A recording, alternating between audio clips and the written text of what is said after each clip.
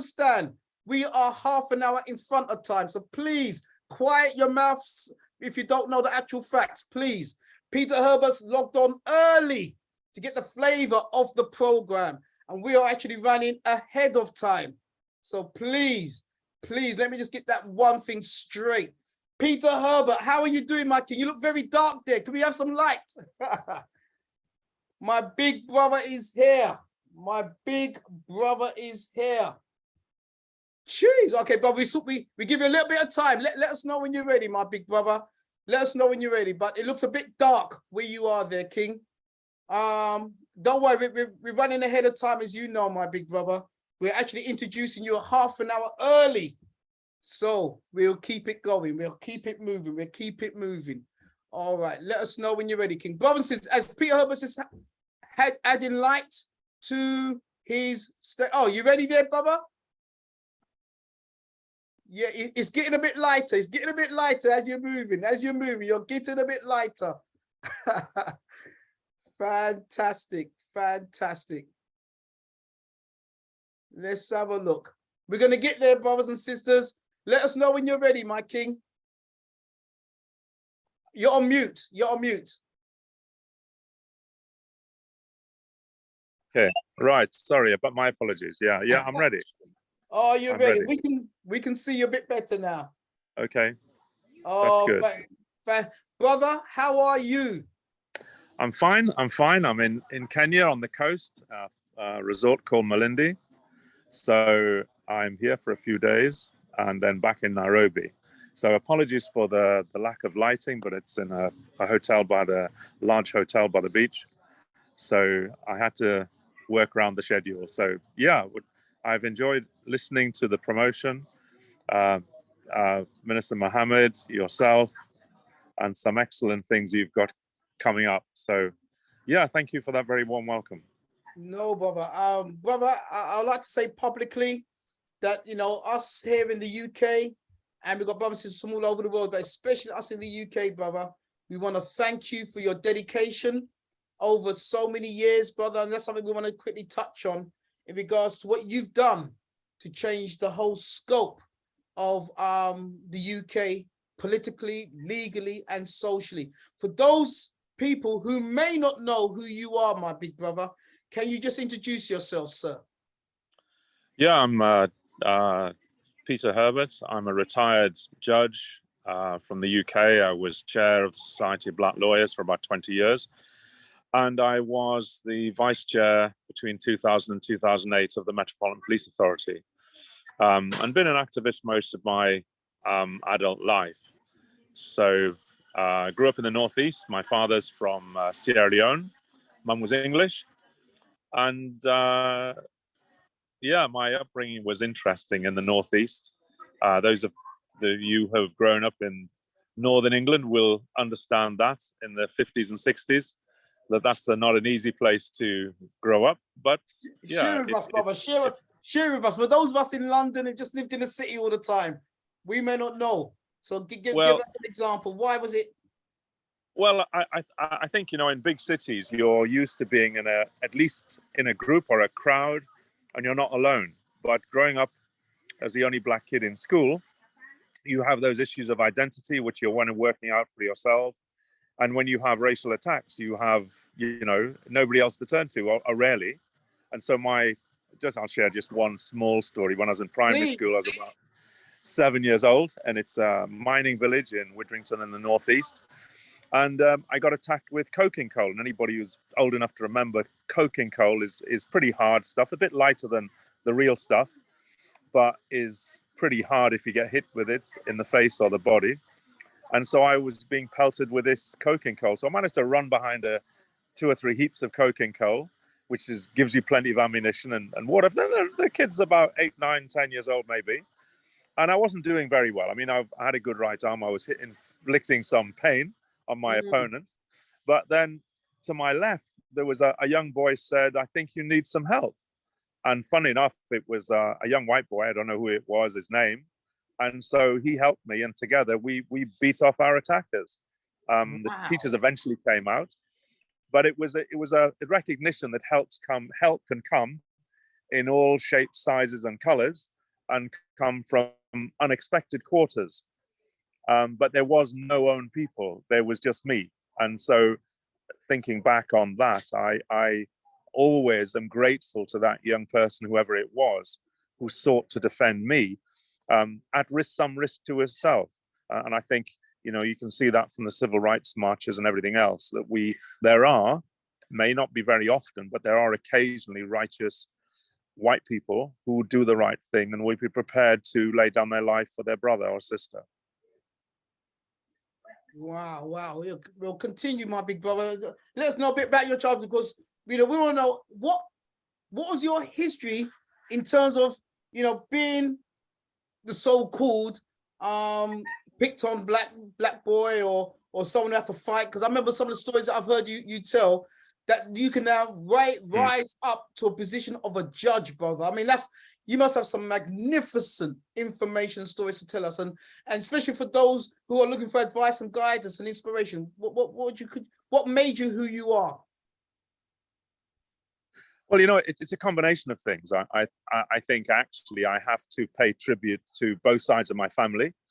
My father was a middle-class man. He was a general practitioner, one of those first pioneers that came out of West Africa from Fura Bay College, who came from Freetown on a troop ship in 1945, qualified as a dentist and then as a doctor, more or less at the same time as many West Africans in the Northeast.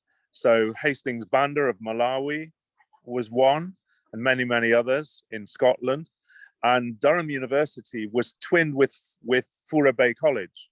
And so there was historically, since about 1850, a quarter of a strong contingent of African students who studied in the Northeast and in Edinburgh.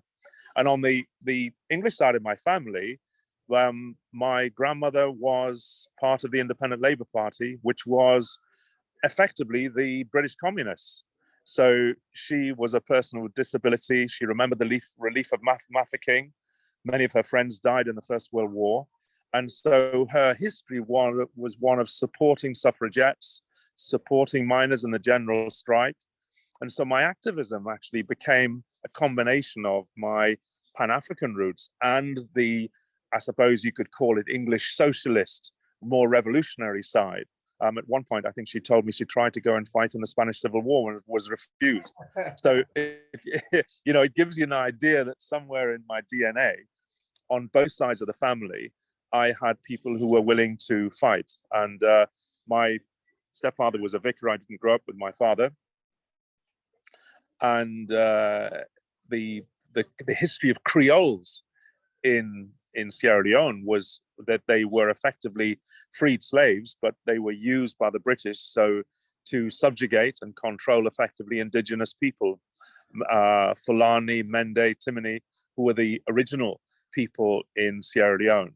So that the British used the Creoles in a sense as a buffer between other Africans. And the history of the Creole people in Freetown is a difficult one. I mean, in many cases, they were more Victorian than the Victorians. And when, as your speakers have said this evening about the damage that mental slavery does, it was colonialism, if I can dovetail into that, could not possibly have survived unless it recruited significant numbers of us who would see themselves as, in a sense, part of empire. And you in a sense, you can see the after effects of those on the streets at riding a bus to Queen Elizabeth II's corridor, funeral. And the irony of that, I think, should not be lost on anybody. Lots of sycophancy, lots of eulogizing.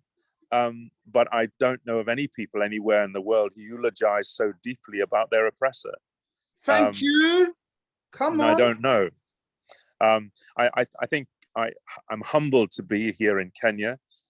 My wife got a job 5 years ago teaching in an international school. My son goes to school here. I was a defense counsel with the International Criminal Tribunal for Rwanda. So I saw the damage and the horrific cost of human life and suffering that can happen when we turn on each other, and we've got nobody else to blame for that. And I think one of the things that, as a lawyer and a historian, I think we yes, we can, and there are many things that we can lay at the door of slavery and colonialism, but we ourselves, actually, as human beings, have all the strengths and weaknesses of human beings all over the planet. And on the continent itself, people say, as Americans do, the right wing say, well, guns don't kill people, people kill people. But yes, but if you put the guns in the hands of human beings, you will likely get death. And therefore, whilst on the continent we might have been encouraged by the directors of the Cold War, we might be encouraged by the teachings of Marx, or the teachings of the far right, or the teachings of religion, actually, we ourselves kill each other and harm each other in horrendous numbers, and still do, for no reason. And we cannot blame that all on, a white devil. It is ourselves and our own soul searching, which we have to examine very carefully. But I'm humbled to be and proud to be in Kenya, and I'm happy in the course of the narration to share some of the history of Kenya with you. And I'm a mere new student to this, but it is a deeply impressive history, which of revolution, of revolt, of suffering, but also success, and one which I think Kenyans, East Africans, and Africans generally can be extremely proud. But Brother Peter, I would love you to touch on some of that in truth, because from my memory and from my studies, when Queen Elizabeth father passed away, I believe she was actually in Kenya at the time. So that's right. Yes, yeah, literally in Africa. That's right. I mean, yeah. Sorry. No, I was just going to say that the royal family and the elite, Africa was their playground, and so in Tanzania you will find lodges that were inhabited by Hungarian counts in the 1930s, and when they talk, digressing slightly, when they talk about conservation, there would be no need for conservation in Africa if Europeans hadn't killed hundreds of thousands of wildlife, both in Africa and in North America. But yes, the Queen was in Kenya, and she was being royally received and waited upon by a huge retinue of staff in treetops in the Kenyan highlands. And within 9 months of her accessing the throne, some 1.5 million Kenyans were incarcerated in concentration camps and were subject of atrocities, murder, rape, and effectively a genocide, which was not called that, but was. And so their sin, the Kenyan sin, was that returning from the Second World War, where they fought with great courage in Burma for empire, and actually sometimes, I have to say, young men all over the world fought because they wanted to escape poverty, but they also wanted to have some adventure. We think that they're sort of always cannon fodder, but no, there was an enthusiasm about young men all over the world to escape their here and now and go somewhere else. Anyway, those returning saw that there was no magic in the European and their power, that they died and suffered like anybody else, and they had no prerequisite of wisdom or authority. And so they began in the Mau Mau societies, secret societies, devising courts, devising socialism, devising one man, one vote, and having hospitals, courts. And it was because in 1953, I think it was 1953, the colonial government found itself losing power that it declared a state of emergency. It forced a situation where the Governor General, which ruled directly from Britain, declared a state of emergency. And under that power, shortly after Queen Elizabeth acceded to the throne, hundreds of thousands of Kenyans were forcibly imprisoned. There were, during those 4 years of the state of emergency, they used Lancaster bombers, which were used to bomb Dresden and Hamburg, to bomb villages and hamlets in Kenya, Lancaster bombers. Wow. There were less than 200 Europeans that were killed in the course of that emergency, but there were hundreds of thousands of Kenyans who lost their lives or disappeared because the British settlers did not want to relinquish power. And there was effectively an apartheid. It was never spoken about, but there was a zone for Africans in Kenya, a zone for Asians, and a zone for Europeans. You couldn't go to a zone for Europeans unless you had a pass. It was virtually identical to the apartheid system in all but name. So the Mau Mau rebellion was actually a socialist rebellion. It was a Pan-African rebellion. And it took control of vast portions of Kenya. And it was the rearguard action by the British military, who used the judicial system, used the Queen, used the royal family to legitimize and demonize these freedom fighters as terrorists. And when rolling forward slightly, Mandela was released, he did not ask to meet Uhuru Kenyatta. He asked to meet a man called Dedan Kimathi. Dedan Kimathi was effectively the father, the general of the Mau Mau Revolution. He was hung in February 1957 by the British in Committee Maximum Security Prison, not for murder, not for terrorism, but for simple possession of a firearm. Because what the British had done, they hung 1,090 Kenyans in the space of 4 years, more than even the French did in Algeria.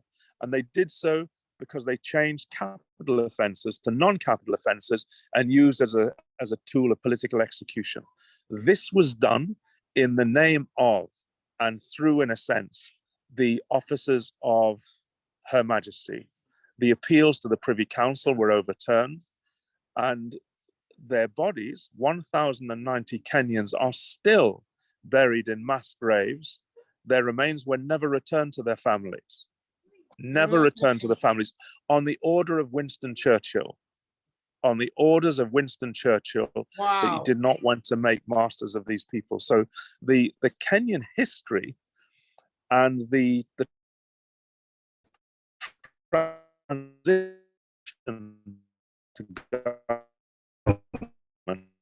was just effectively then selected the Kenyan leadership they wanted. They retained, as they did in much of Africa, the economic power, the power. Give us the economic power and leave us with the money. And so that's why you will still see colleagues who are, I was interested to look at the infusion, which is fascinating. If you go to Kericho and Bomet counties in Western Kenya, there are 200,000 acres of the best farmland in Kenya still owned by Unilever. Still owned by Unilever. And if you go down to Unilever headquarters in central London, you will see images of naked tea workers adorning their building. They're still there. And it is still there. It's a testimony to the level of disrespect, but also inhumanity. And if anybody has ever picked tea bushes scratch. I mean, I've never imagined in my dreams that anybody in the world would pick tea butt naked, but yet they describe that as art and it adorns their walls. And it's relevant because that when you buy any tea from Tesco's or Sainsbury's or Waitrose, the best quality tea in the world is Kenyan. And yet the tea workers on those fields in Kericho and Bomet counties get paid the equivalent of £60 for a week's work. 60 pounds. And the beneficiaries are Unilever, Lipton's, Brook Bonds, and the tea was imported from India. So you have and there are many others, but one of the examples of current day modern style exploitation of Africans on the continent, which we don't really recognize because it's simply not spoken about sufficiently. But if you hear people such as Julius Malema and others, Steve Biko, many of our other past leaders, they will tell you of the level of economic exploitation that has gone on the continent, which is horrendous. So you have still in Namibia, 96% of the land which is owned by Europeans. In South Africa, it's 84% of the land is owned by Europeans. No, So no, when no. Brother Muhammad was talking, Brother Peter, please say those stats again, because you can't just say that quickly and move on. That's incredible what you're saying there. 96, because of the peace deal that was brokered at Lancaster House. And this, in a sense, is something that Mandela had to, in a sense, compromise on the basis that it would be rectified later. But still, white South Africans, who represent, I think, about 8% of the population, still own 84% of the land. So you almost guarantee black poverty. And in Namibia, it's even worse. It's actually enshrined in the constitution of Namibia. 96% of land in Namibia is owned by Europeans, by the descendants of colonizers. So those statistics in Kenya, I'm not sure what the figure is for Kenya, but it's still disproportionate to what it should be. And we a year or so ago, we met the ambassador to Morocco, and he said, we didn't have that problem in Morocco. Basically, we took all our land back. Wow. And one of the weaknesses, I think, is that multinationals have no title to these lands. Unilever will not be able to produce for you a title to the land because it was forcefully taken by decree between 1890 and 1920, when Kenya became a colony.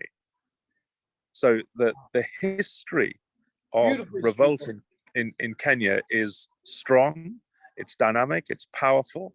And just to bring it right up to date, there was a leader, a revolutionary leader who resisted the British, called Koitalel Al-Samoy.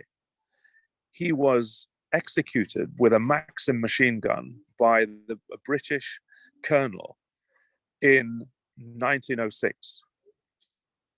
His remains and his skull were taken to the United Kingdom and are still somewhere, we believe, in the British Museum, but they are in the UK.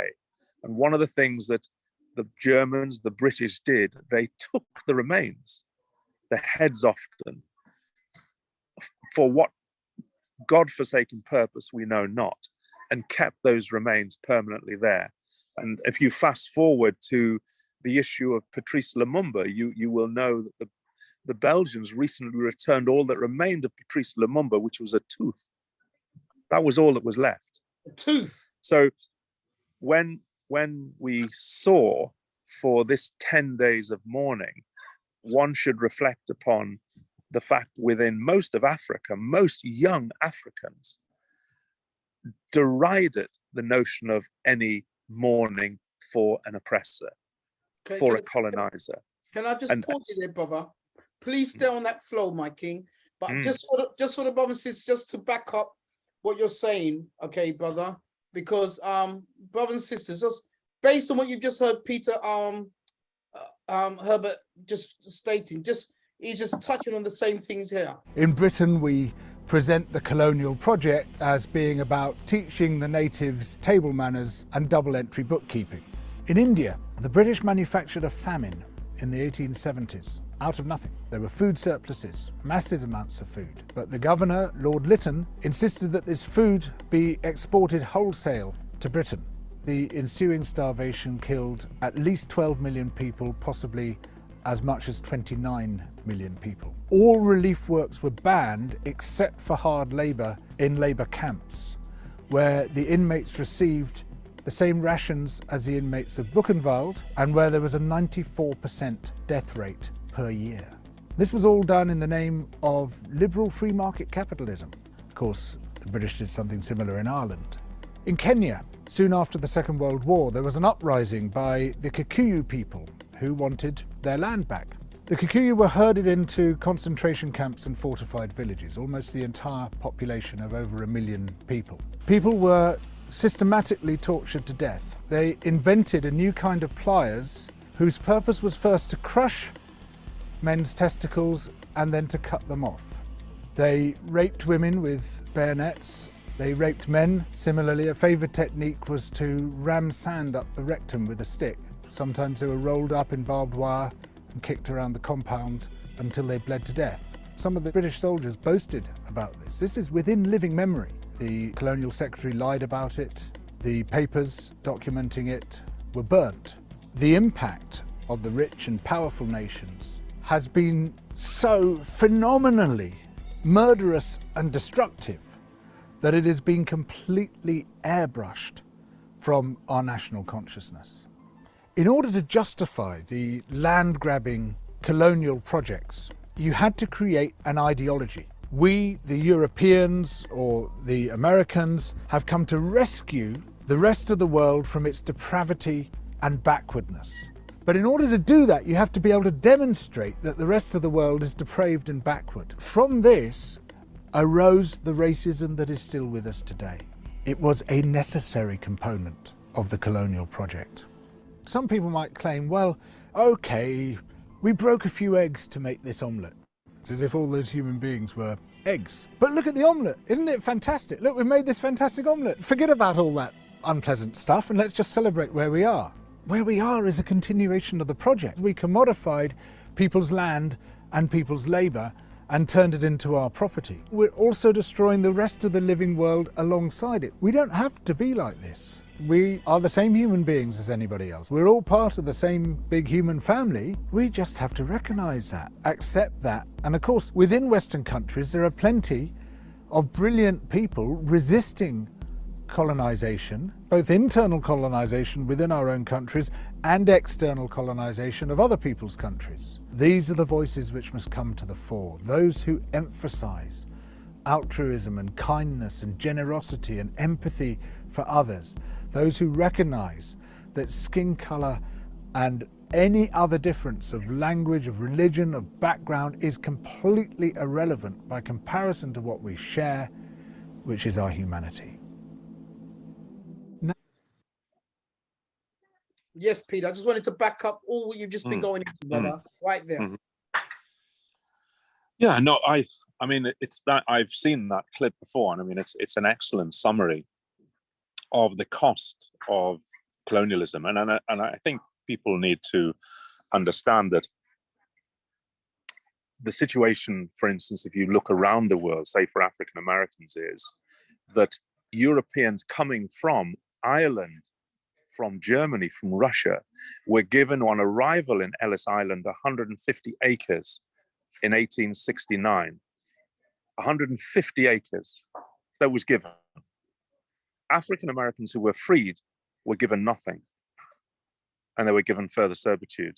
So if you look at people's position today, our position today, the position of African Americans, they're generally impoverished, not because of a lack of hard work, not because of a failure of wisdom or intellect or anything else, but because the building blocks of wealth were removed, and the building blocks of wealth for other groups, in fact, every other single group, apart from indigenous people who also suffered, was removed forcibly.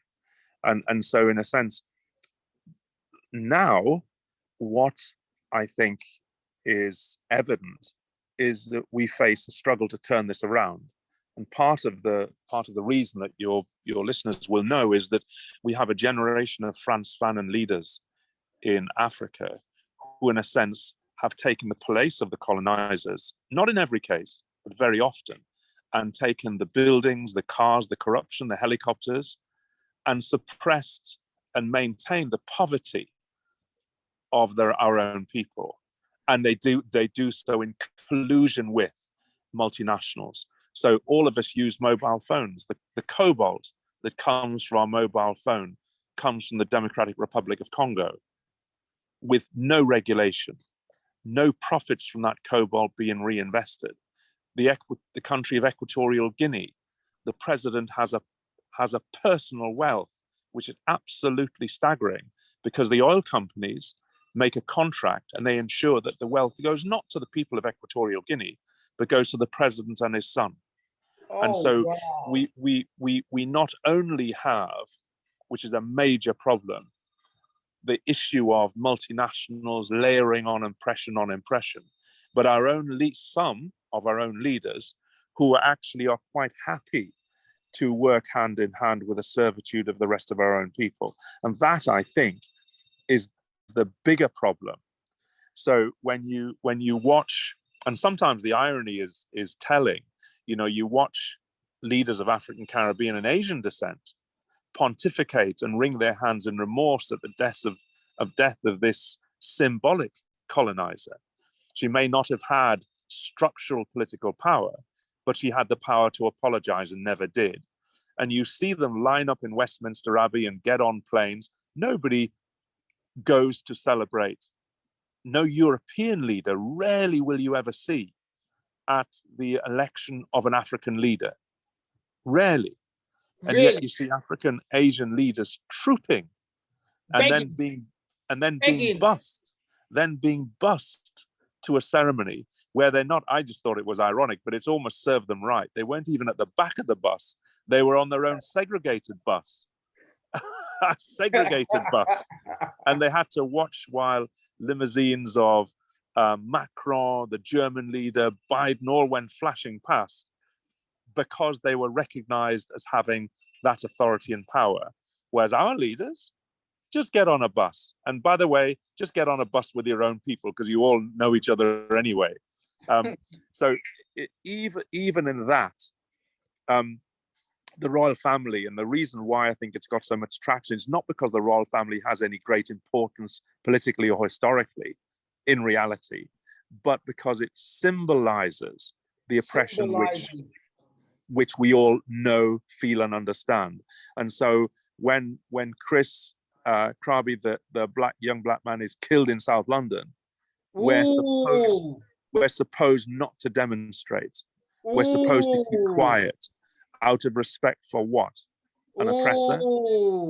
And if you remember, those of you who remember, one of the things that Queen Elizabeth was meant to do, and often did do, was express her condolences to the loss of life, the Aberfan disaster, Grenfell, which she did. But remember Deptford. Come on. 13 young black teenagers who died in the fire in Deptford. Not one word of condolence or sympathy to those families from the royal family. Ever. And in terms of the Holocaust in Kenya, you may excuse a young queen maybe for not being able to speak out, but 70 years and you say nothing? 70 years and you don't visit a memorial or lay a wreath or ever atone for the sins of your people? For me, that is unforgivable. And so I think it's important to remember the fact that there are, and I would say they have a right. They have a right to mourn if they want. But for me, they are, let me just be direct, they are fools. They are fools. Because for whom are you mourning? If you cannot mourn for your own people, why do you mourn for the oppressor? What has that oppressor done to your mind that he so brainwashed you that you think it's okay to hold an image of the Queen or post images on social media of yourself shedding a tear or laying a flower? Brothers and sisters, 1 second, Brother Peter, please, you're on fire. Brothers and sisters. Just finishing that, sorry. Come on. If you cannot lay a wreath or a flower at the victims of apartheid or colonialism, why do you think it's necessary to go to Westminster Abbey, to queue for 20 hours plus and lay a wreath at the symbolic oppressor of your people? Which race on earth has the stupidity to do that but us? Brother Peter, are there any more judges that speak like you, brother? Because the independent newspaper says you're the only one. You're not afraid of controversy, brother. Are there? Please, that's a serious question. And just to say, just to be self-critical as well. You know, I took an OBE, so one of the things I often question is, why on earth did I bother doing that? And it's a very pertinent question. Somebody asked me once, and I said, well, that was recognition for work I actually did. Unfortunately, the only way that the state recognizes people in the United Kingdom is giving them a gong of empire. So when I went to receive it from Princess Anne, I told her, I said, this is nonsense. You should change the name. And she said, oh, well, I think Parliament can do that. I said, well, do you think that if your mum and you asked Parliament to change it, they wouldn't change it? she couldn't answer. And so for me, I've used that since as a way in which to remind the establishment that just because you might take a ribbon or a gong doesn't mean to say you have to sell your soul to the devil. But it's a recognition. Wow. It's a recognition for the people that went before that were not recognized. And at some point that terminology will change. But what I did and why I did it is still there. So it's not a perfect answer. And some people, I think, Benjamin Zephaniah rejected, and I absolutely applaud that choice that he made. Absolutely, he has that right. And the freedom to mourn is a freedom that people need to remember was bought at the cost of our own people's blood, sweat, and tears. If you choose to be stupid or choose to mourn or shed a tear, you have the freedom to do so because somebody died for you to do so. Wow. Somebody somewhere died for you to do so. Brothers and sisters, if you agree with the brother, I told you, this brother, I don't know any judge that can speak like this brother, yeah? And he was speaking like this before he was a judge, when he was a judge, we're going to go into that in a second, and after he's a brothers, if you agree with Judge Peter Herbert, OBE, put down blood fire. Jeez, put down blood fire. I want to know, yeah, you're dropping the words, but I want to see some blood fire. If you're not scared, because, you know, men like this, you know what I'm saying? To agree with them is controversial, some may say. But he plays with controversy, man. Brothers and sisters, oh my God. I don't know any judge. This is why we call it the hidden truth. I don't know any judge I don't know any OBE that's willing to talk like this, man. And you heard him say himself, he's talking to royalty like this. Brothers and sisters, 1 minute, Peter. We're going to come back to you in a second, Brother Peter. Okay. You're on fire tonight. Let's listen to what this brother says now. You know, this whole Queen saga has been an interesting insight into how people see the world around them, you know, because obviously the Queen passed away at the age of 96. She's had a good run. She did, 96. Like, you've lived your best life. My grand passed away at 96. It was the same thing. As a family, obviously you're sad to let somebody go, but it's 96. You celebrate that the person's lived the life. They've lived it fully, you know? And what was fascinating to me was seeing how angry people were that not everybody had the same opinion of the Queen, and how much they wanted other people to have that in a really ignorant way, to be honest, you know? Because the Queen dies. Obviously, there will be people who mourn, you know? There's people who mourn because she symbolizes a nation. There will be people who mourn because they've grown up with her their entire lives. There will be people who mourn because she's a family member, she's a grandmother, she's a mother, whatever we get that.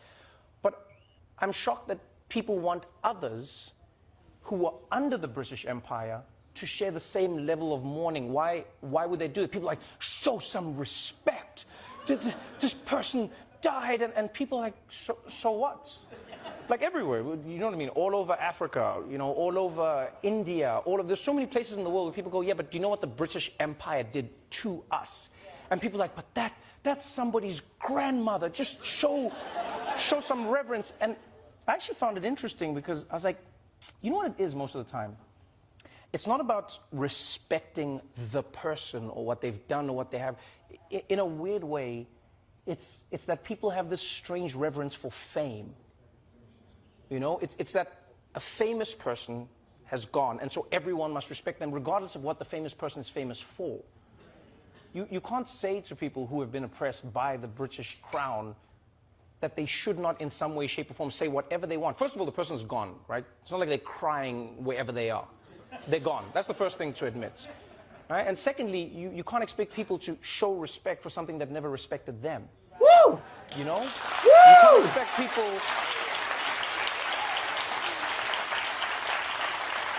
You can't expect people to now buy into this idea that never respected or bought into theirs. I mean, the Crown went from country to country. South Africa, we grew up as British subjects in that way, like we still had that impression. In other countries, it was even more pronounced. You know, you go all around the Caribbean, you go to India, you go all over the world, really, everywhere the empire was.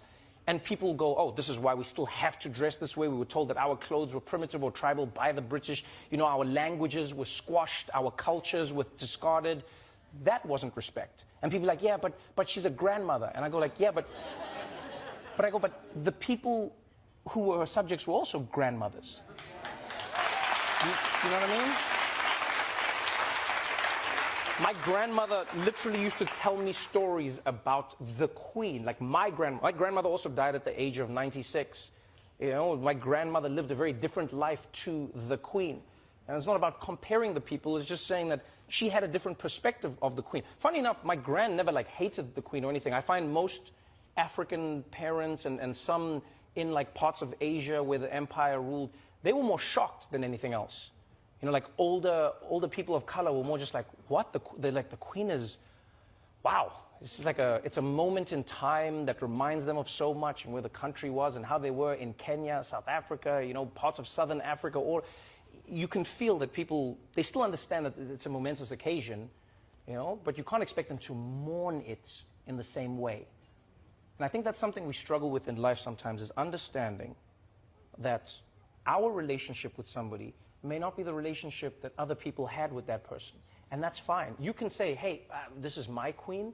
I still love what she represents. Yeah, that's your queen. But don't expect everybody else to now adopt. Because basically what you're doing is now recolonizing the people and being like, this is who you support. This is who you cheer for. No. You do your mourning and they'll live their lives. Oh, Brother Peter, we've had a very beautiful question from a beautiful sister, Sister Gloria. Says, you know, wow, you know, she really appreciates the past. But what is the solution for the future? Now, I know you're doing the Bandung conference, you're doing a range of things. Brother, give us some of the solutions now. Yeah, some of the solutions have been ongoing throughout.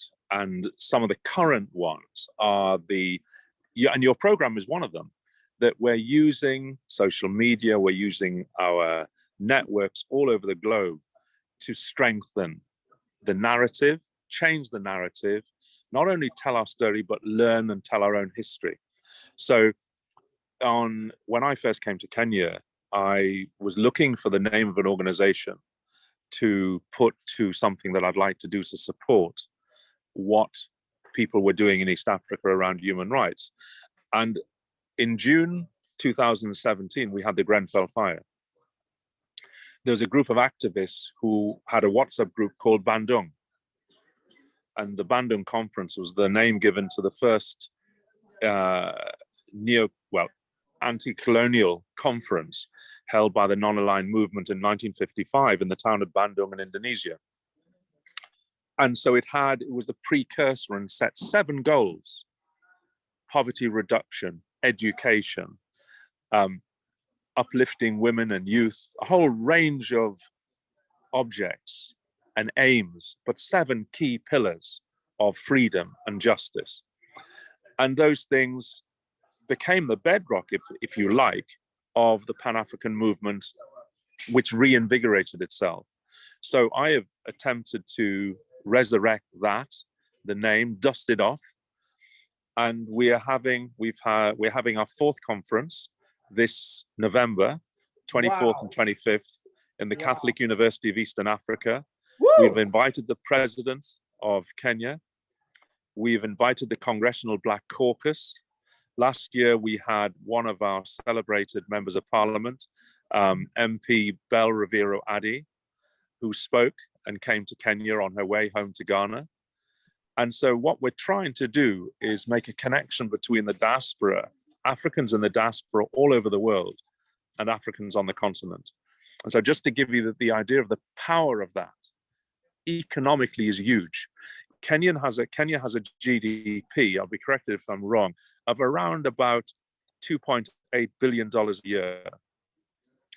The diaspora remits $3.3 billion a year. $3.3 billion. So actually, the diaspora Kenyans abroad only represent 7% of the population, but they produce over 100% of the GDP which is returned to Kenya. And that actually goes for most of the African continent. So it is highly important that Africans in the diaspora not only send money home, but go back either permanently or to visit, but to benefit the country of origin, wherever you happen to be from, in terms of education, engineering, ethics, integrity, and just sheer hard work. And that the movement that was envisaged by Marcus Garvey and others is alive and well, but it's being brought to fruition in the modern day. And there are, for instance, Kenyans who are lawyers, doctors, professionally qualified nurses, etc., who are buying real estate in Kenya. So they're doing the same in Nigeria. They're doing the same in South Africa. It's not really shouted about, but it's happening. And we sometimes talk about circling the black pound in a very small way, but in actual fact, one of the largest funds that was ever created in South Africa were by black workers and their pension funds. Black workers and their pension funds, which have huge buying power. So it is, in a sense, us trying to build on our economic leverage. So, you will know that in the United Kingdom, we spend more as African Caribbean community than the whole of Denmark. Wow. But we don't see it. Wow. And we in terms of consumerism in the United States, it's inverted. And I'm sure you've seen the figures on the media that African Americans have, I think, 50% of the earning capacity of Americans, and yet spend twice as much on Mercedes. And one of the reasons that we do the overt consumerism is because we have to give ourselves respect. And so if we have to look to economic betterment, do not look to the outward trappings of Mercedes or Nike. What we really need is land. Woo! Land, and land. Woo-hoo! And property. Brother, say that one more time, please. One more time. What we need is not the outward trappings of wealth. The Mercedes, the Rolex, the Gucci, or the Armani. What you need is land, land, and land. That is something you pass to your children, your children's children. It was what was removed, but it can be taken back. And so it is about that economic empowerment, but it comes with a caution.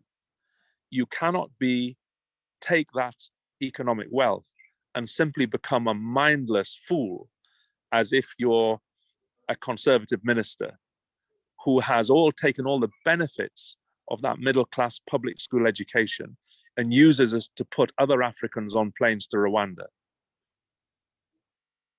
You understand what I'm saying? 100%. So some of the worst people in the United Kingdom government at the moment are people of.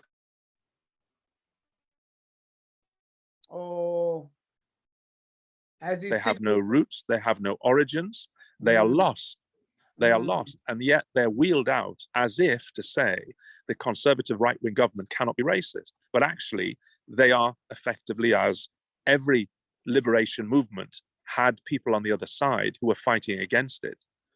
They are the people who are fighting against the liberation struggle in the United Kingdom. And they're not doing so because they don't have a right to be conservative. Of course they do. But the line that they cross is that they deliberately impoverish their own people. They deliberately incarcerate their own people. They deliberately dehumanize their own people. And whether they're Asian or African, it doesn't matter. Or Iranian or Iraqi. All of those groups have the same role to make it look as if there's diversity. But if you have executioners who are diverse, they're still in execution. If you have executioners who are diverse, there is still an execution. Executions, that's right. That's right. And that in a sense is the biggest danger that we face in the diaspora, is that you have those of us who look like us who are doing, in a sense, worse than their white counterparts because they can. Mm. And we, in a sense, are sleepwalking into injustice. So I think the future is bright in the sense that we have powerful people like the Congressional Black Caucus in the US, marvelous group of politicians, not infallible. You have Pan-Africans all over the continent who are seeking to empower our youth, in whether it's in the Caribbean or in Brazil or in Venezuela or in Colombia, wherever we are to be found.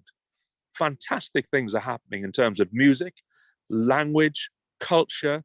We're world leaders in sports, but we have to make sure that we are at the center of power and not on the periphery of it. And one of the great Black Panthers that I met years ago said, if you drop a pebble in a pond and you wait and watch the ripples spread out, where those ripples reach the riverbank, that is where you will find us, at the furthest ripple out from where the pebble was dropped. Mm. And that, in a sense, is the key, is having us placed at the center of power. And if we are in the center of power, as Obama was, you do not waste that opportunity. And one of the things that I think is a great tragedy, most of your listeners will know where they were the night Obama was elected. Was there not an amazing hope that things would be different? And what happened to that hope? What happened to that hope? Yes. It was, for all sorts of reasons I don't need to go into now, it was a missed opportunity. He wasn't a fool. He wasn't a bad man, but it was a huge missed opportunity for refiguring not only African Americans, but Africans throughout the continent. And, Trump shows that if you want to play to your base, you play to your base. You play to your base. You play to your base. No, Obama was playing to everybody else's base, but his own. But Peter, you've thrown down some phenomenal, and that's what we like about this platform, brother. And you've done it without any shadow of a doubt. We deal with the problem, we discuss the problem, and then we come with the solutions. And you've given us a whole list of solutions just now. Moving away from Africa, big brother. One of the things that you've done in the UK, which is, again, I've had several people put in the platform in the inbox there that Peter Herbert is a legend. And one of the legacies that you left with us, brother, and please explain to us how this came about, and the conclusion is when you took on the legal system of the UK. Bearing in mind, my brother Michael said the UK is something that you don't play with. That's the power base. That's behind America. That's the Babylon. You took on the legal infrastructure that's been destroying our people for not decades, for hundreds of years. You call them racist, and you're literally a barrister, judge. You had the audacity to create such controversy. Please take us on a little journey, brother, for those who may not know about the story. Okay. Well, the story is, a leopard doesn't change its spots, really. So I don't think I did anything out of character. But, you have to, each one of us has to make a decision at some point in their life. Do I fight or do I let this one go?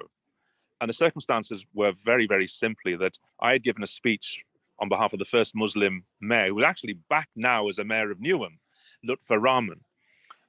Somebody had made a joke about judges being all white, male, middle class. And I said, well, no, they're not. Here I am. I'm a part-time judge, and the audience laughed. And I basically gave a very quick, not very well scripted analysis of how racist the judicial system was, and had a go at the electoral mayor that had upheld that decision, overturned Lutfur Rahman's right to run. And so somebody recorded on YouTube, they reported to the Judicial Complaints Authority, and it was actually a very minor thing, quite honestly, and I wasn't going to make any big deal of it, because it would be a sort of rap across the knuckles about don't criticize another judge in public. Well, okay, fine, so what? But what then happened, 3 months after I received this, I was due to conduct a judicial training course in Victoria, And I received an email saying, you're suspended from judicial duties forthwith. And if you don't suspend yourself, we'll suspend you ourselves. Wow. And I was like, well, it had been 3 or 4 months since the incident. Nothing much had happened. I'd continued to sit. And it was such a trivial, a relatively low-lying complaint that nobody would be suspended for anything anyway.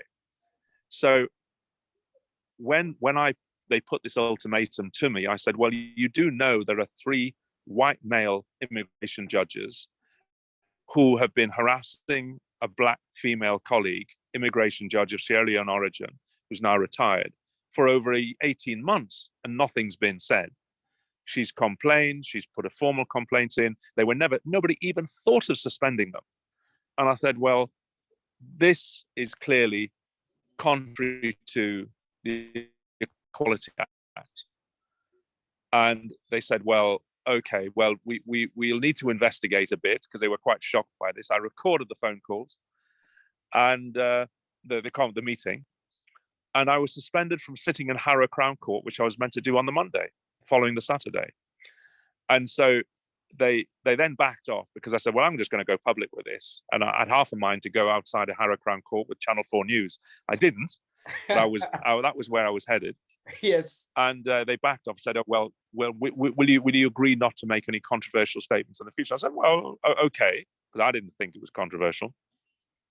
And so that weekend, a very good friend of mine, a marvelous human rights lawyer called Tony Mulvaganam, sadly passed away.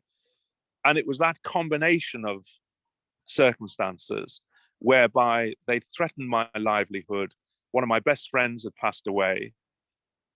And I knew that my good friend, the immigration judge I was sitting with, was facing all sorts of harassment and racism. And the 3 white men didn't even come close to being suspended.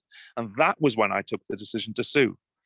And 6 years later, I sued Liz Truss, who was then... What? No. Say that name again. Who did you sue? Yeah, I sued Liz Truss because she was the Lord Chancellor at the time, the former Lord Chief Justice, 3 High Court judges, the Deputy President of the Court of Appeal, and a couple of other minor civil servants. I think there was about 9 respondents, including the Ministry of Justice. And it was due to go to trial in Leeds Employment Tribunal last July. And I forced them to settle. They came to a financial settlement. You have to sometimes look at the rights of your family and your best interest, because, having another white judge trying to rule that other senior white judges have been racist, that's a hard one. So, I trash them in the newspapers regularly. My marvelous supporters came up to Leeds Employment Tribunal. They came to the Employment Appeal Tribunal in London.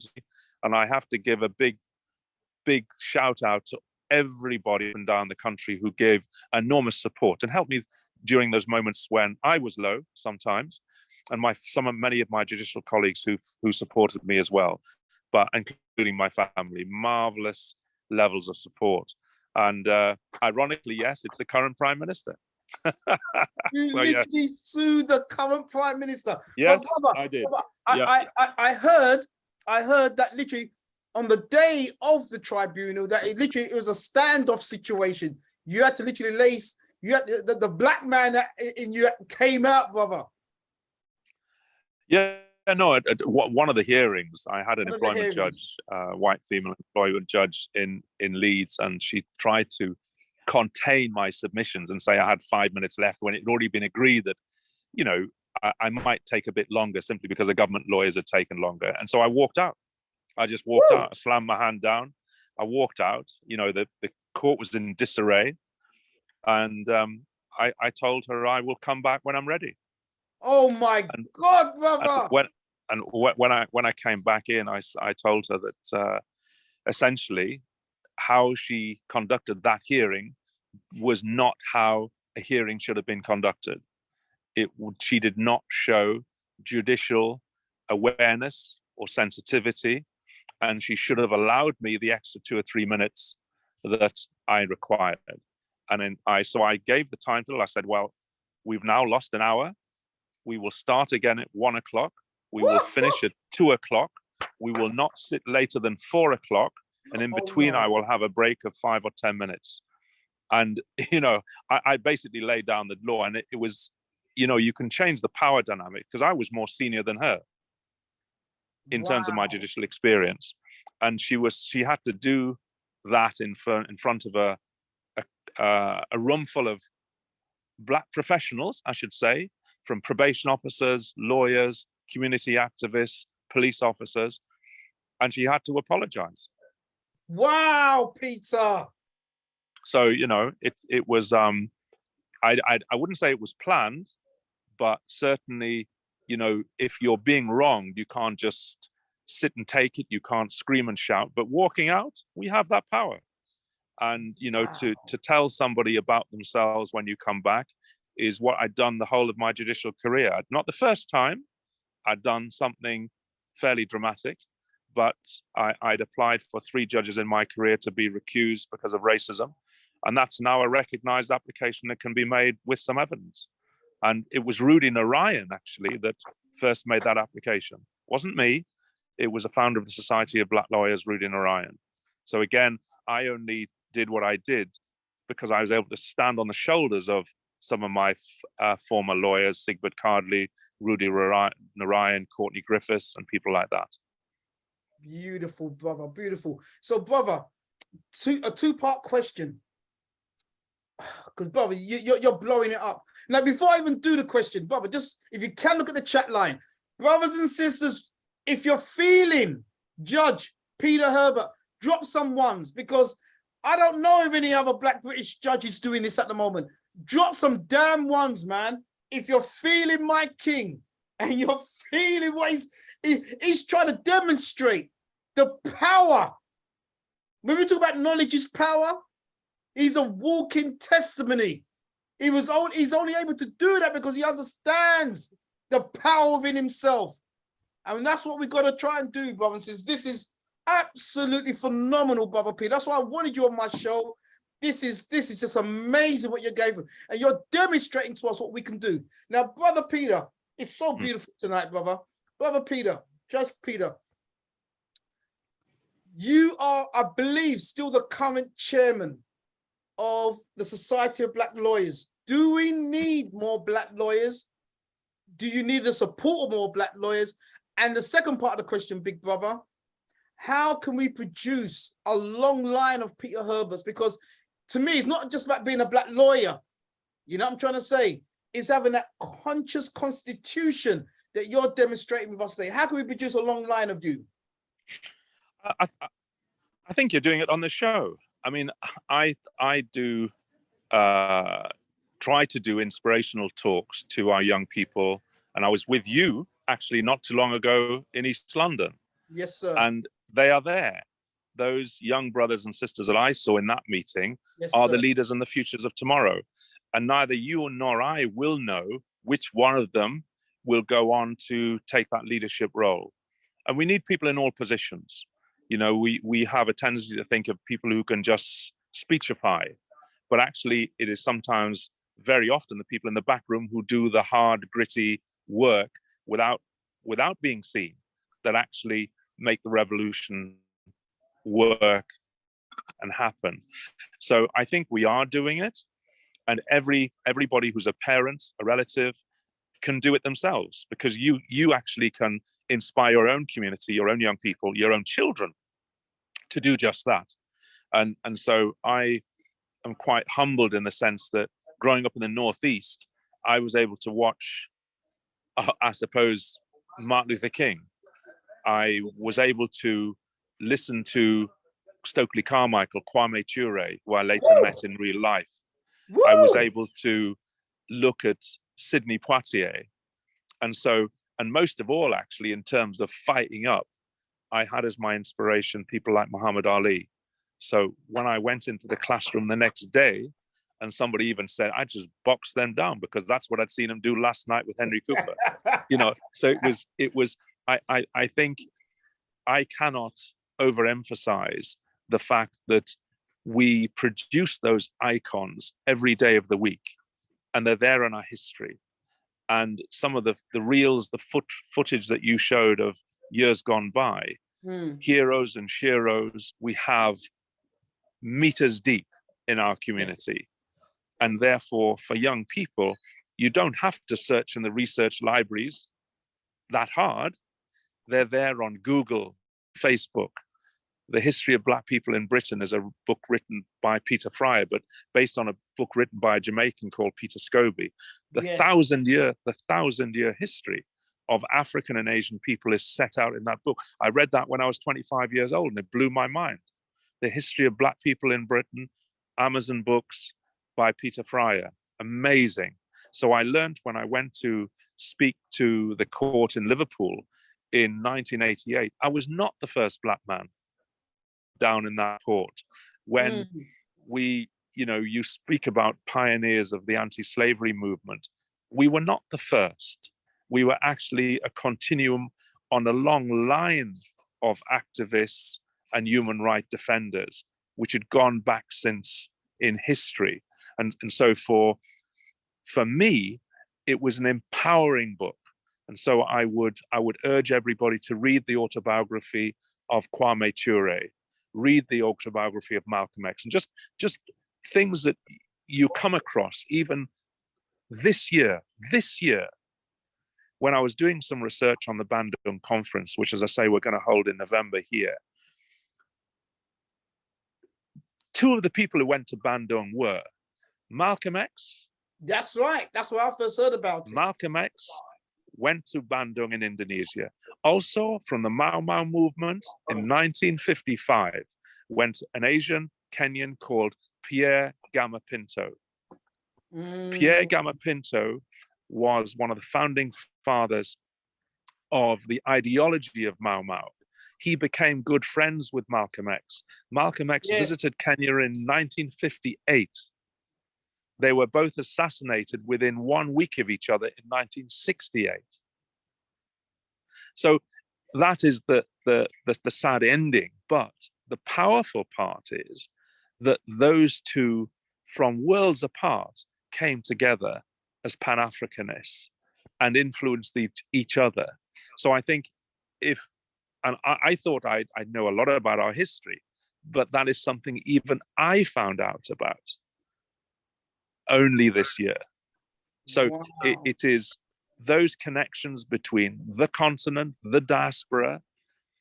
We have to set our own narrative. And so for me, I'm an optimist. Despite all the issues and problems we faced, I'm a phenomenal optimist. And so that just being a lawyer of color in the United Kingdom, if you find your way blocked, you've got half the world where you can appear. You've got an advocacy which goes back to the roots of time, and nobody can tell you how to make an application for freedom, because you've been making applications for freedom and succeeding all our lives. So our history is empowering. Our language may divide us, our culture superficially might divide us. But if you look, whether it's who won, when France won the World Cup, it was Africa who won the World Cup. When it's England who wins the rugby match, it is actually in large part Africa who wins the rugby match. And what we have to do is take things from the sports field to the political field to the power field. And then in a sense, we will recreate those empires of old, and not ones which are mirrored in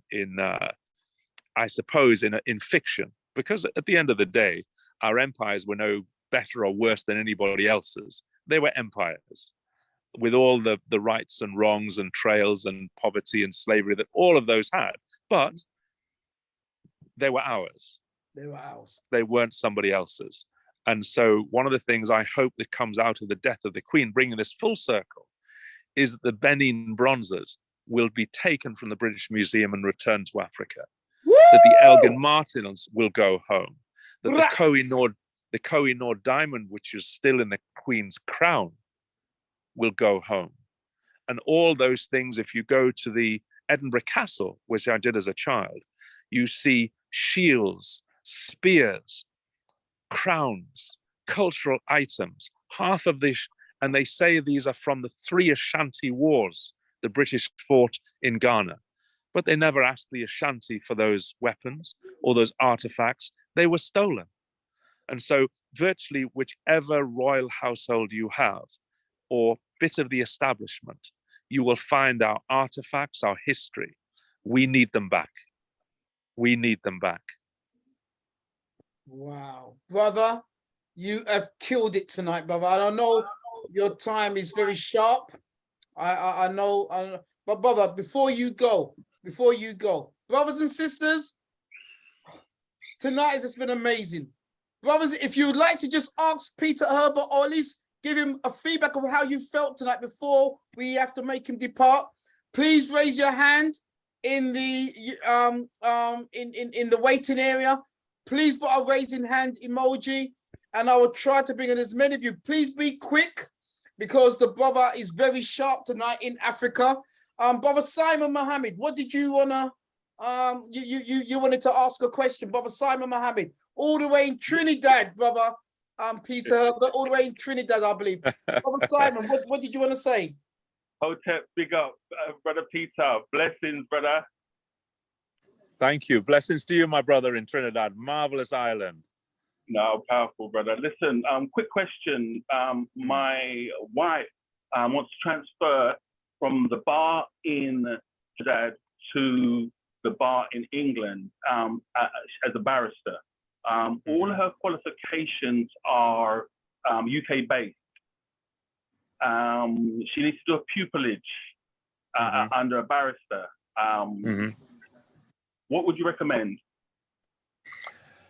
Well, it's unfortunate that the reciprocity means that they still require somebody to do a pupillage, but that basically means she'd have to apply to a set of chambers and the best thing to do is to apply to a set of chambers where there are African, Caribbean and Asian people already, and there's not everywhere you'll find that, but also chambers which have a reputation for diversity and inclusion, and not all do. But if she can do it, I'm not sure why anybody would want to come to the UK, because after Brexit, it's probably about the most miserable place to qualify as a lawyer. But if she wants to, that's obviously her right, and I wish her every success. Okay, we've got Adrian Allen. Adrian Allen, can you unmute yourself, please? Is there a question or comment you'd like to make to our beautiful keynote speaker tonight? Just a comment, just to say, again, learning. It's great to listen to you. I'm glad I came on the show. I've learned a lot, and I'm still learning about our hidden history. And thank you again for appearing on the show, Peter. Oh, thank you. yes. No, thank you very much. Thank you, brother. Thank you. That's beautiful, Adrian. Thank you so much, brother Adrian. Pure love for you for that, King. Pure love for you for that, King. Oh, I've deleted the wrong person. Sorry. If I've just deleted you, I'm so sorry. I didn't mean to do that. Marlia Walker. Can you unmute yourself, please? Marlia Walker. What would you like to say to our judge tonight? Marlia Walker. What would you like to say to our judge tonight? Pichu Allen. What would you like to say? Hello. Yes. Can you hear me? We can hear you. Yes. What I'd like to say, how does the judge think we'll be able to get our land back in Africa, our lands back in Africa? Good because question, Marlene. Marlene. Okay, he's got an O here. Hi, Marlene. hi, Marlene. I mean, there are movements already for reparations, and there are court actions for reparations in Kenya, which have been lodged with the European Court of Human Rights against Unilever. There's been rulings of the National Land Commission, which have done the same. And so there are movements. And one of the things actually that hasn't happened, which probably should happen, is direct action and just take the land back. I mean, it's something which causes hysteria in Western capitalism. But actually, if it had been done properly in Zimbabwe, and if it was the farmers rather than the government who'd taken the land back, I think it would have been more of a success. But you have to look at a balance, because if in a sense you have, and I give one example, historically, where Zimbabwe farms were run, for good or evil, they were very productive, and you overnight remove that productivity and get rid of that expertise, there's going to be a problem. And so there has to be, even in places where the ownership is so disproportionate, it has to be a negotiated transfer, and the transfer has to be of value, but it has to be done in a way which benefits the whole economy and not just a few people who are in positions of authority. So there is a way to get the land back. There is a push to do so, but multinationals are vulnerable because one of the things they care very much about is their share price. If Unilever feared there was a boycott of tea by Britain on the majority of people in Europe, they would sell their holdings in Kenya quicker than you could say Brook bonds. But they don't fear that. And that in a sense is what we have to do. We have to look at everything in the toolbox, whether it's occupation or knocking their share price, but absolutely everything has to be on the table. Beautiful. Thank you so much, beloved. Trying to get through as many before you have to go. Is that Corinne? Yeah. What would you like to say, my beautiful sister? You can't see me. Yeah, a question I want to ask in terms of the judicial system. I've sat in, like, I've been with my friends and their son's been involved in, you know, like being blamed for certain things. And I just want to know, how do you act or how do you defend yourself in terms of, like, as a Black person being brought into the judicial system? Because if you act a certain way, they will see it as aggressive. If you act humble, they see it as a different thing. So how does one present themselves?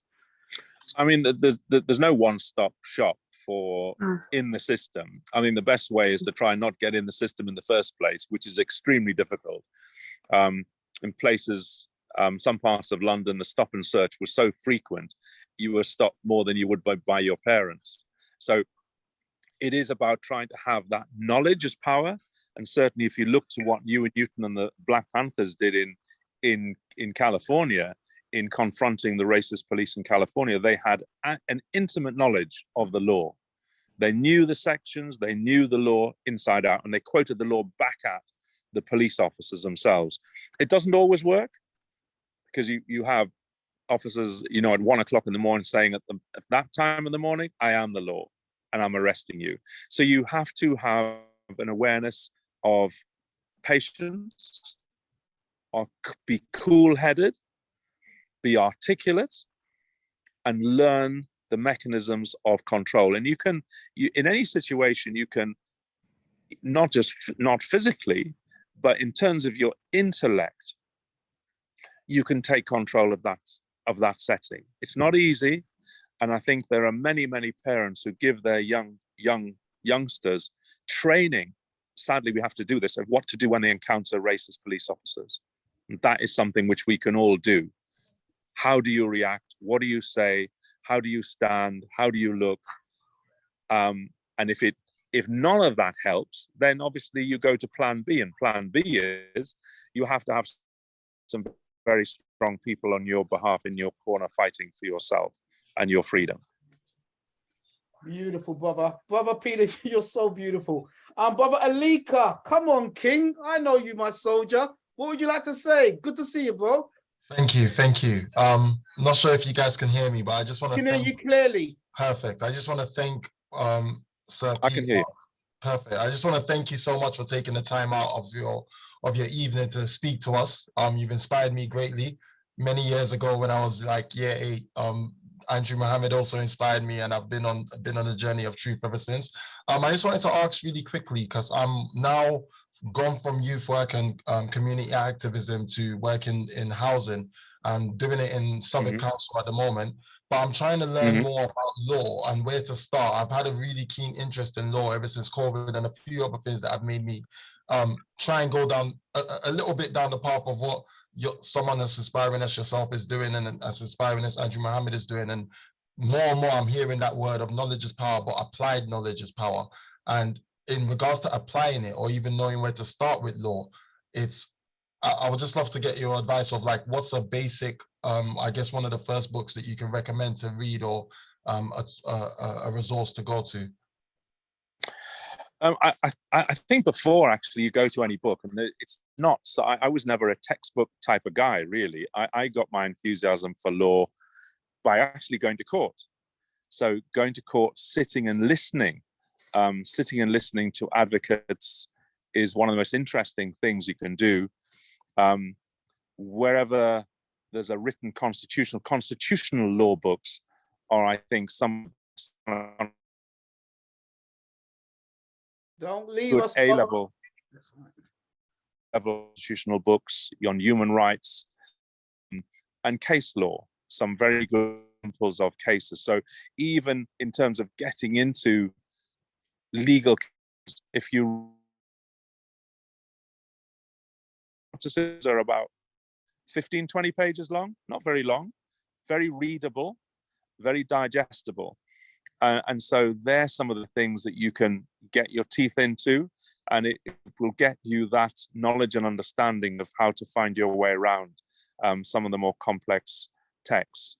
But there's a case we did where we intervened in the Supreme Court, P versus the Metropolitan Police Commissioner, UK Supreme Court, I think page 67, but 2017. And that is a bit detailed, but about 18 pages. And that's a very good example of how a Black female officer challenged, in a sense, the constitution of police disciplinary tribunals. And I intervened as behalf of the Society of Black Lawyers and Black Sox successfully in that. And it basically opened the way for judges disciplining other judges to be sued, which is what I then did.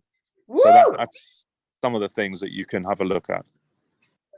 Wow, wow, wow. Brother Peter, you got me into trouble tonight, because I know you're going to have to go very soon.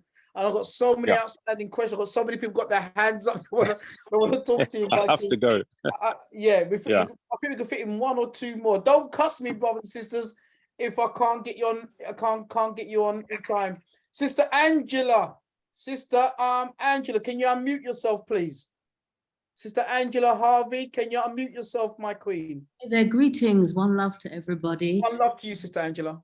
Thank you so much, Peter Herbert, for your insights and articulate and breaking down of things. I just wanted to know, what is the position now with artifacts being returned from the British Museum that belonged to Benin? Yeah, I think at the moment there has to be a request come in for them to be returned.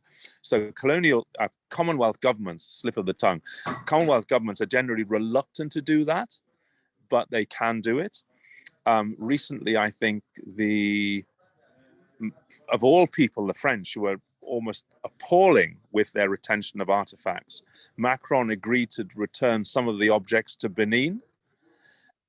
But there was an application by the government of Benin to return these artifacts. So I think the first thing is the diaspora can legitimately, through your members of parliament, whether it's Belra Biroadi, Claudia Webb, or many of the other members of parliament, campaign for the return of these artifacts.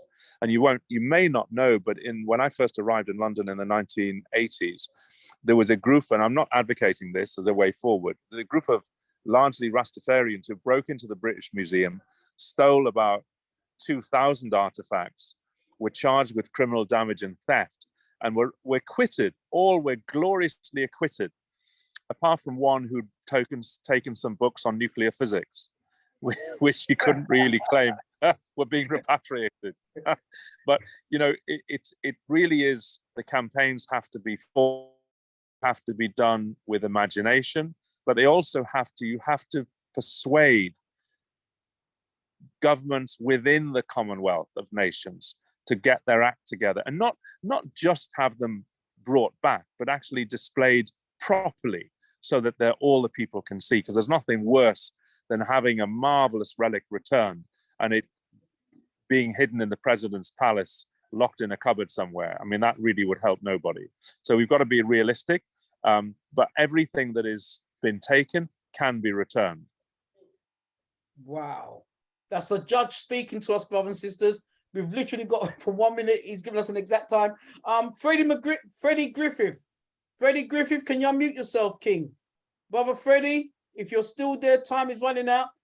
Hello, yes. Hi, can you hear me? Yes, my king. Go on, soldier.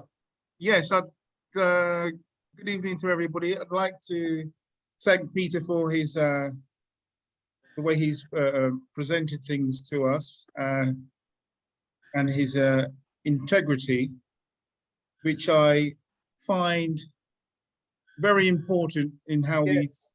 we interact yes. and deal with situations that we find ourselves in.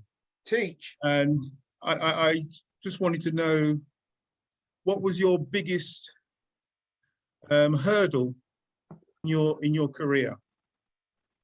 I think the biggest hurdle in my career was myself, actually.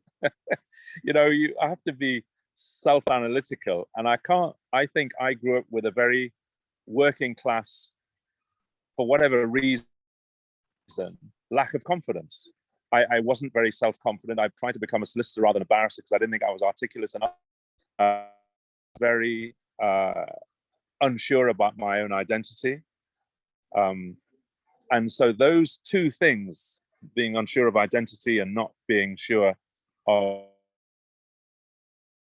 you know, confidence, because the world was inhabited by people with a sort of Oxbridge accent as barristers, and I certainly didn't have one. I had a Geordie accent. And, you know, like if you go into court and say my client is sorry, like they're not going to really listen to you, too tough, you know. So those things, I probably were the biggest impediment. And once I'd overcome those, it took me a long time. Then in a sense, everything else sort of fell into place. So I think that's one of the things about inspiring ourselves and young people. It's invaluable to give that, whoever it is, that self-confidence, which, for instance, British public schools put in their tea. And even though they're completely incompetent or stupid, they have that self-confidence, which gets them to be prime ministers on a regular basis, you know? So I think those are some of the things that we can do as individuals. But those were my hurdles. It was really myself and my own insecurities, which were the hurdles. Brother Peter, we thank you so much. Brothers and sisters, Peter Herbert, Judge OBE, Peter Herbert, live and direct all the way from Africa. Brother, I'm going to ask you, before you go, brother, will you please come back and do a part 2 with us? Yeah, I'd be delighted to do a part 2, and thank you for everyone for listening to my stories, which go on. And thank you very much. Greetings from Kenya. And if anybody can come over for the Bandung Conference, 25th of November in Nairobi, Kenya. We've got Yui Rose, we've got a black travel agency, we've got marvelous lodgings. You can even hug up a lion if you want. We'll organize that. And we've got an awards dinner at the Movenpick Hotel, and we've got a charity cricket match for kids from the slums. And anybody who wants to bring a team of cricketers, footballers, just people on holiday, just please get yourself to East Africa. We're here, we're in numbers, and you'll have a marvelous time. In fact, you might never want to go home. Brother, just in 10 seconds, how are you finding life in Africa? How are you finding life? I'll see you at Christmas. if you're lucky. Woo! If you're lucky. Brothers and sisters, Judge Peter Herbert, you heard him yourself tonight. This is Hidden Truth. Brother Judge, beautiful. We love you. We send our greetings to you, man. Please send our greetings to the brothers and sisters in Kenya and around East Africa. And brother, we can't wait for you to come back on our Hidden Truth show. Thank you so much, my beautiful brother. Thank you. Brother Minister Mohammed, thank you very much for the invitation, and to everybody for listening to my long stories. All right, no, take care, God brother. bless, and stay safe. They weren't long enough. They weren't long enough, brother. That's why we said part 2. I want to apologize. We've got so many people with their hands up. We want to apologize if you didn't get a chance to speak to Judge. No, Peter, we want to, that's why we want you back again. Beautiful. Brothers and sisters, this is the hidden truth. I'll be honored. I'll be honored. No, we'll be honored. Thank you very much, my king. Brothers and sisters, this is the hidden truth. Thank you. We're just out in sunny Portugal. I'm wanting to say, Guan Papa G. All right, you heard from my queens there, brothers and sisters. Please, please, please, don't hate on me, brothers and sisters. If you love tonight, drop some ones and drop down some chicken back foot, drop down some Babylon must bun, drop down rock stone, drop down cheese and bread. I don't care what you want to drop, man. But if you felt that Peter Herbert, our judge, Peter Herbert, spoke as a black man with unapologetic knowledge of self, you see why knowledge of self is so important. Come on, man. Don't hate on me. All we're trying to do on the Hidden Truth show is bring great people to see you, man. And we want to link the grassroots to those who may be seen as the professionals in our community. So we have grassroots right the way through, and it's uniting and gelling us. No one's better than anyone else. This is a platform of freedom, justice, and equality. Brothers and sisters, Judge Peter Herbert, OBE, was with us tonight for the first time. Brothers and sisters, you heard it from my blood brother, Minister Mike.